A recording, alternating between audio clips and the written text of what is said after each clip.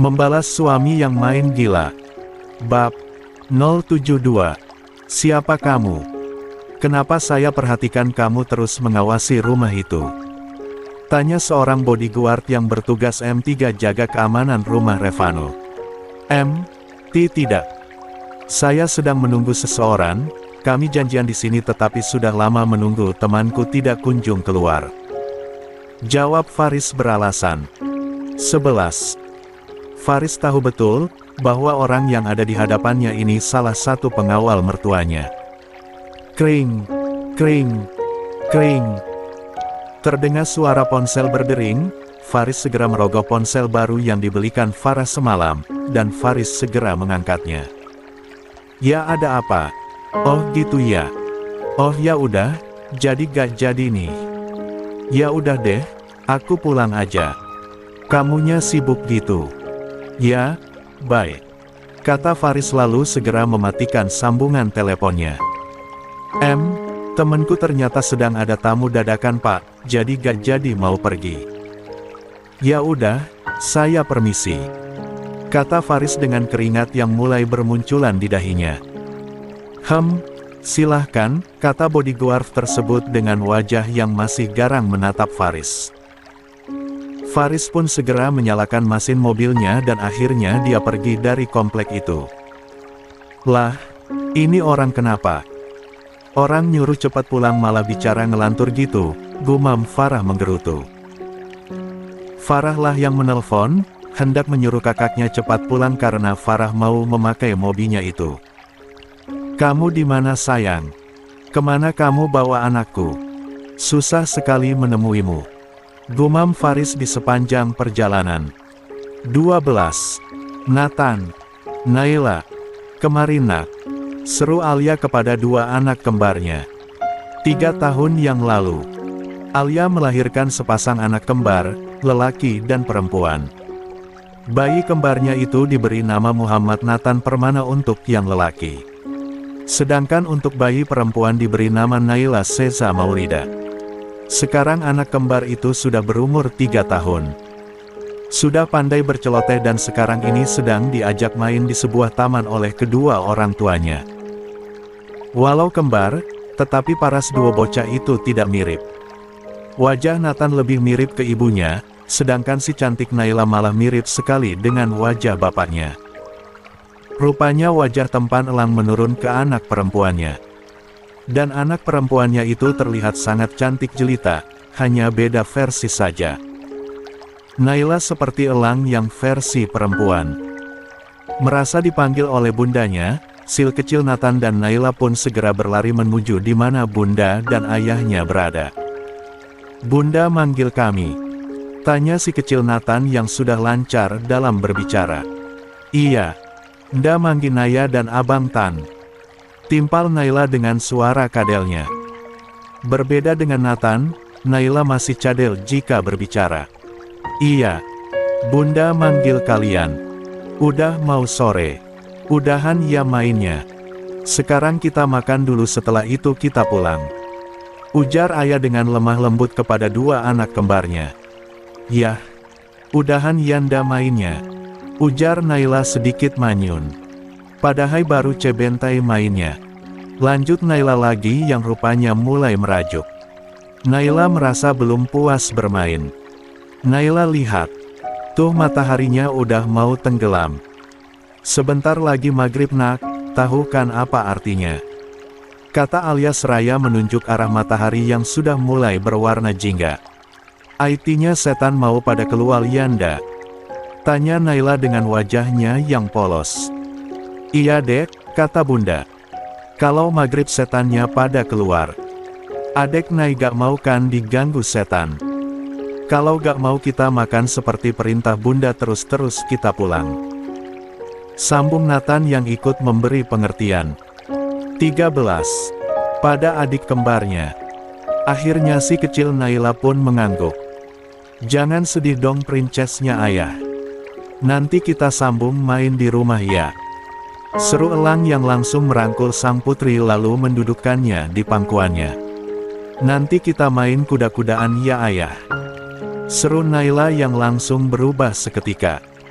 Matanya pun berbinar-binar membayangkan akan naik ke punggung ayahnya. Elang sedikit meringis.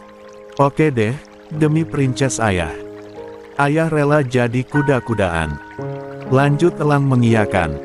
Holeye! Seru Naila seraya bertepuk tangan. Melihat itu, Nathan juga ikut bertepuk tangan seraya melompat-lompat. Duo bocah itu sangat senang jika naik ke atas punggung ayahnya. Nathan, jangan melompat-lompat nak, nanti jatuh. Tegur Alia. Nathan menurut, lalu ia meringsek ke tubuh bundanya dan Alia dengan sigap juga mendudukkan putranya tersebut. Duduk dan makan masing-masing ya, kan sudah besar, kasihan bunda kalau gak ikut makan. Seru Elang dan jelas langsung diangguki kedua anaknya. Naila dan Nathan pun patuh untuk duduk dan makan sendiri. Sedari dini Alia mulai mengajari hidup mandiri kepada dua anak kembarnya. Walau makan masih belepotan tak apa bagi Alia. Daripada kemanja sampai besar, susah mengaturnya. Alia mulai membuka tupperware Tupperware yang berisi makanan dari rumah, lalu menatanya dan mulai mengambilkan makan satu persatu dan diberikannya kepada suami lalu anak-anaknya. Setelahnya, keluarga kecil yang nampak bahagia itu pun memulai acara makan mereka yang berada di taman. Setelahnya, mereka pun masuk ke mobil dan berencana untuk pulang, karena waktu sudah menunjukkan 4:30 sore. Sus Sinta. Seru Nathan dan Naila saat sampai rumah. Sus Sinta adalah susternya Naila dan Nathan. Pekerjaannya membantu menjaga si kembar. Awalnya Alia menolak diberi babysitter untuk merawat anaknya, tetapi karena Elang memaksa. Akhirnya Alia setuju saja. Elang melakukan itu karena tidak mau istrinya merasa kelelahan jika mengurus dua anak sekaligus. Alia menerima adanya suster dengan catatan hanya membantu sekedarnya saja. Ia tidak mau anaknya kebergantungan dengan orang lain. Padahal Alia ingin seperti ibunya, yang sanggup menjaga 3 adik kembarnya tanpa adanya babysitter. Tapi perihal ini, mamanya setuju saja. 14. Bukan los seperti yang kamu pikirkan Al, dulu mama dibantu oleh Bude Mumar. Dan asisten yang lain jika mama sangat sibuk. Sepertinya memakai jasa babysitter juga ada baiknya. Karena mengurus bayi yang lebih dari satu itu memang sangat melelahkan. Kata Mama Aish kala itu. Akhirnya Alia setuju memakai jasa babysitter, tapi harus memakai seleksi yang kuat. Ia tidak mau kecolongan suaminya digoda oleh Art maupun suster anaknya. Seperti di rumah opa maupun papanya, di rumah Alia yang sekarang, dilengkapi dengan CCTV. Di setiap sudut terdapat CCTV. Tak mau kecolongan 2 kali, Alia memasang setiap sudut CCTV di rumah barunya. Termasuk kamar-kamar. Jadi, jika ada gerak-gerik mencurigakan dari Art maupun suster anaknya, maka saat itu juga akan dipecat. Kamar Art dan juga Sus dipisahkan dengan rumah utama, karena Alia terbiasa sedari kecil tidak ada orang asing yang berseliweran di rumah. Selesai mengerjakan pekerjaan mereka, maka 3 orang Artnya akan kembali ke rumah belakang di mana tempat tinggal mereka. Pun dengan suster anak-anak. Hai anak-anak, udah pulang dari bermainnya ya? Seru Sus Sinta pada anak-anak asuhnya. Sus Sinta sudah berumur 40 tahun. Dan masih punya suami, suaminya pun ikut bekerja jadi tukang kebun di rumah Alia, Elang. Untuk suster kali ini, Alia merasa tenang, tidak merasa was-was seperti yang dulu-dulu. Hampir saja membuat Alia trauma memakai suster, karena suster anak-anaknya yang dulu selalu naksir dengan suaminya. Memanglah suaminya ini tampan, sehingga membuat para wanita pun tergila-gila padanya. Untung saja Alia menangkap sinyal-sinyal pelakor pada diri suster anaknya, jadilah tanpa pikir panjang Alia memecat mereka yang berpotensi menjadi pelakor di rumah tangganya. Sus Sinta adalah suster yang ke-10, dan Sus Sinta ini juga yang paling lama bekerja di sini. Dihitung-hitung hampir 2 tahun Sus Sinta bekerja mengasuh anak-anaknya. Udah Sus. Tadi Nai main seluncul-selunculan di taman. Sama Abang Tan. Dan ketemu teman-teman baru di sana, seru Naila girang. Nathan Naila. Kasih itu oleh-olehnya sama Susnak. Titah sang bunda. Oh iya. Nathan lupa bun. Seru Nathan sambil menepuk jidatnya. Sus ini buat Sus. Kata Nathan seraya menyerahkan kantung plastik berwarna putih kepada Sus Sinta. Terima kasih sayang, padahal gak perlu repot-repot begini, kata Sus Sinta merasa terharu. 15. Bagaimana tidak tambah sayang? Selain Sus Sinta belum dikaruniai seorang anak, jika anak-anak asuhnya ini bepergian pastilah membawakan oleh-oleh untuk dirinya. Semakin sayanglah Sus Sinta pada dua anak-anak asuhnya ini. Ia sudah menganggap Naila dan Nathan seperti anak sendiri. Setelah memakai beberapa kali jasa suster, kali ini Alia sangat beruntung mendapatkan suster yang tulus seperti Sus Sinta. Dan orangnya juga gak neko-neko. Gak lepot kon sustel, sahut Naila. Malam pun tiba. Anak-anak sudah Alia tidurkan, keduanya masih tidur satu kamar, tetapi walau begitu berbeda ranjang. Setelah irasa anak-anaknya tertidur lelap, Alia pun menutup pintu dan berjalan menuju ke kamarnya sendiri. Ceklek. Alia yang membuka pintu tentu saja mengagetkan Elang yang sedang fokus dengan HP-nya. Entah apa yang Elang lihat dari ponsel tersebut, yang pasti ia kaget saat istrinya masuk. Buru-buru Elang menutup ponselnya lalu meletakkannya di atas nakas. "Ai, anak-anak udah tidur?" tanya Elang dengan senyum yang mulai mengembang. "Kamu kenapa Mas? Kok kayak kaget gitu lihat aku masuk? Ada yang disembunyiin dari aku ya?" tanya Alia langsung to the point. Enggak lah Ai. Emang aku mau nyembunyiin apa dari kamu? Gak bakal bisa lap aku ngumpetin sesuatu dari kamu, kata Elang terlihat sedikit salah tingkah. Mata Alia sedikit menyipit, ia sedikit curiga dengan suaminya. Padahal suaminya beberapa hari ini terlihat aneh. Suka melamun dan hilang fokus jika bersama dengannya. Ada apakah gerangan? Mas, aku lihat kamu beberapa hari ini bertingkah aneh, bicaralah apakah ada suatu masalah? Emang ada sedikit masalah Ai. Di rumah sakit ada sedikit masalah. Tapi gak apa kok, Mas masih bisa menghandlenya. Kamu gak usah khawatir ya. Mas baik-baik saja. Maaf jika beberapa hari ini Mas mengabaikanmu, kata Elang berusaha terlihat biasa saja. 16. Padahal dibalik itu semua, Elang merasa gundah. Tapi apa masih ia sembunyikan? Mas, bener kamu gak sembunyiin sesuatu dari aku kan? Soal wanita misalnya. Awas ya Mas. Jika kamu ketahuan selingkuh di belakangku, maka saat itu juga pernikahan kita berakhir. Kata Alia kembali berultimatum. Alia tidak menerima pengkhianatan, apapun alasannya. Jadi sebisa mungkin, Elang harus bersikap was-was terhadap setiap perempuan. Aman Ayang, untuk satu hal itu. Aku akan tetap setia padamu. Memang ada sedikit masalah, tapi tidak akan menjurus ke perselingkuhan. Kata Elang menangkan istrinya. Berkhianat. Tentu tidak ada dalam kamus Elang. Entah masalah apa yang sedang Elang hadapi sehingga membuatnya gundah dan resah sampai beberapa hari. Sampai-sampai Elang lupa tidak menyentuh istrinya. Ai, Mas kangen banget sama kamu. Liri Elang mulai mendusel-dusel ke leher sang istri. Udah mulai ingat punya istri ya? Ejek Alia. Ya inget dong, masak sama istri rasa bidadari begini Mas lupa. Seru Elang. Terus kemarin kenapa Mas cuekin aku? Lah, kamu kan sedang dapat Ai. Masak iya Mas terobos palang merahnya. Terang Elang yang baru tadi pagi tahu kalau istrinya sedang datang bulan. Padahal mah pikirannya lagi ruwet sehingga lupa tidak menggauli istrinya. Tahu toh, kirain pikirannya sedang ada di tempat lain. Kata Alia. Alia berkata seperti itu karena biasanya jika ia datang bulan elang masih merengek minta begituan.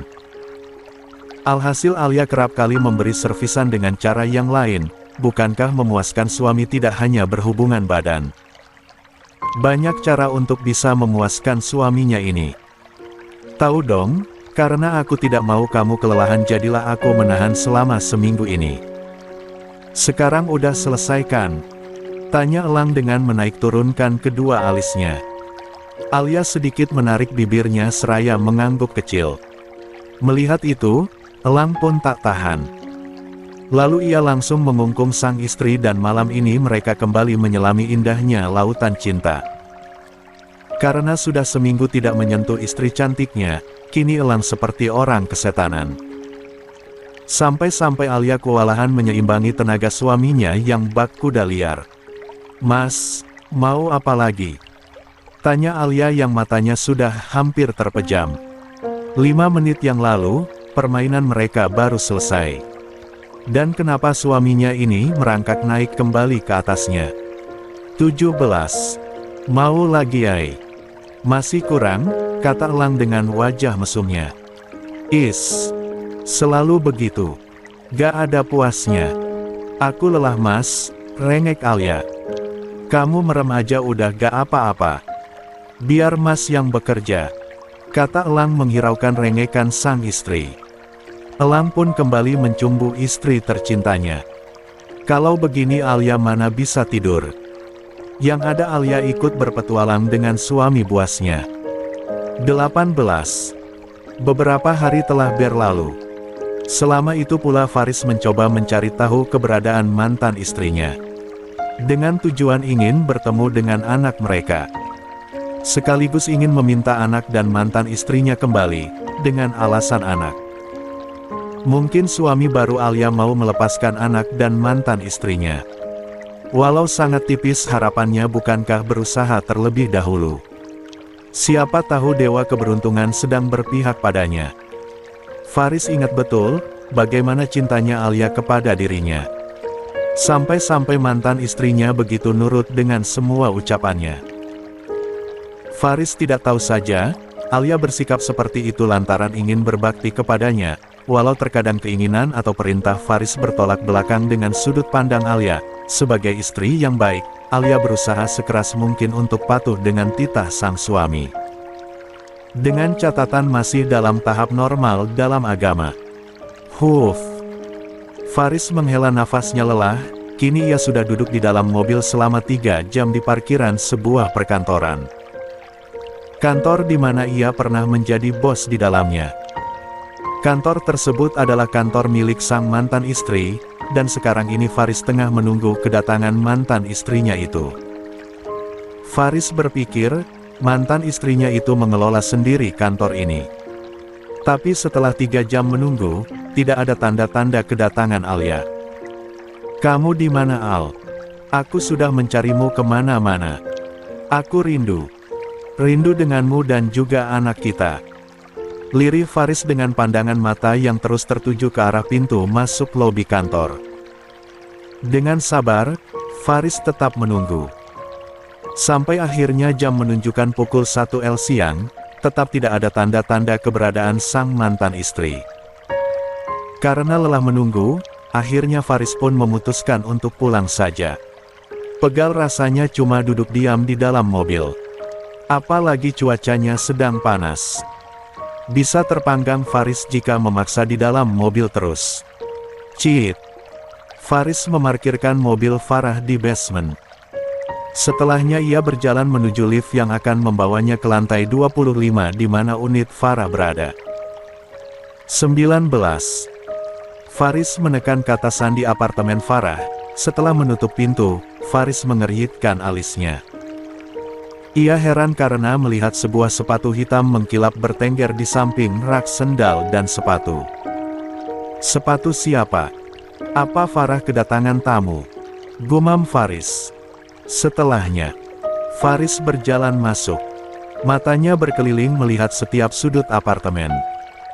Kedua alis Faris kembali mengerit, pasalnya ia tidak mendapati seorang pun di dalam apartemen ini. Pun suasana sunyi, Seperti tidak ada keberadaan Farah. Tapi, sepatu yang tadi ia lihat milik siapa? Benak Faris bertanya-tanya. Seingatnya, sebelum ia pergi tadi tidak ada sepatu seperti itu. Langkah Faris pun menuju kamar sang adik. Tok, tok, tok. Faris mengetuk-ngetuk pintu kamar Farah. Farah, kamu di dalam? Seru Faris sedikit berteriak. Tidak ada sahutan, sunyi. Keadaan terlihat sunyi. Tok, tok, Farah. Kembali Faris berteriak memanggil adiknya. Karena tidak mendapatkan sahutan, akhirnya Faris pun pergi dan melipir ke dapur. Ia membuka kulkas dan mengambil sebotol air dingin lalu menenggaknya secara langsung hingga air itu sisa separuh. Sedangkan di dalam kamar, seorang pria parubaya terganggu aktivitasnya karena aksi Faris. Siapa itu? Kau menyimpan lelaki lain di apartemen ini? Tanya lelaki tersebut dengan pandangan mata yang mulai menajam. Bukan, itu, dia kakakku Faris. Dia kutampung beberapa hari di sini. Tidak apa-apa kan sayang? 20. Abis kamu susah aku hubungi, aku kirim pesan kamu juga gak balas-balas. Kata Farah sedikit tergagap. Farah takut kalau lelakinya ini sampai marah. Marahnya Mario sangat mengerikan bagi Farah. Bagaimana tidak? Bakal mengerikan kalau Farah sampai dipecat sebagai simpanannya. Kan jadi hilang ATM berjalannya. Ya, seorang Farah yang demi melanjutkan cita-citanya ingin menjadi orang sukses, ia rela menjadi simpanan om-om berduit. Awalnya Farah hanya menservis pelanggannya tanpa mau berhubungan badan, tetapi karena sebuah tragedi 2 tahun yang lalu di mana kesuciannya direnggut paksa, kini Farah telah menjadi simpanan dari seorang Mario Fernandez. Awalnya Farah menyesal karena keperawanannya sampai hilang, tetapi lama-lama ia menikmati karena ternyata dengan melayani secara full ia mendapatkan banyak uang. Kau tidak sedang membohongiku kan Farah? Tanya Mario memastikan. Ditatapnya tajam wanita simpanannya itu. Tidak. Mana mungkin aku membohongimu tuan? Aku punya bukti kalau lelaki tadi adalah kakakku. Ia kakak kandungku, baru saja keluar dari penjara 5 hari yang lalu. Kata Farah. Ini, lihatlah. Kami 3 bersaudara. Yang ini kakakku namanya Faris, dia yang tadi mengetuk pintu.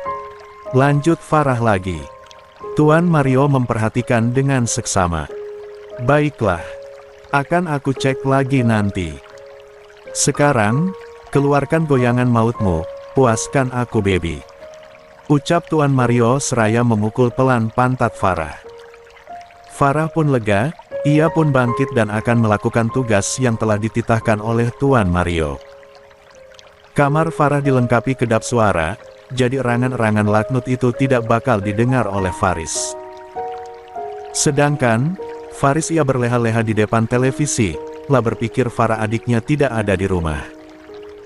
Mengenai sepatu siapa itu, Faris masa bodoh. 1 jam telah berlalu. Dan mata Faris pun mulai terpejam karena terlalu lama mentengin TV. Saat ia mulai terlelap, tiba-tiba pintu kamar Farah terbuka lebar. Ceklek. Faris yang mendengarnya pun tersentak kaget. Semakin kaget saat melihat seorang lelaki bule yang sudah berumur keluar dari kamar sang adik.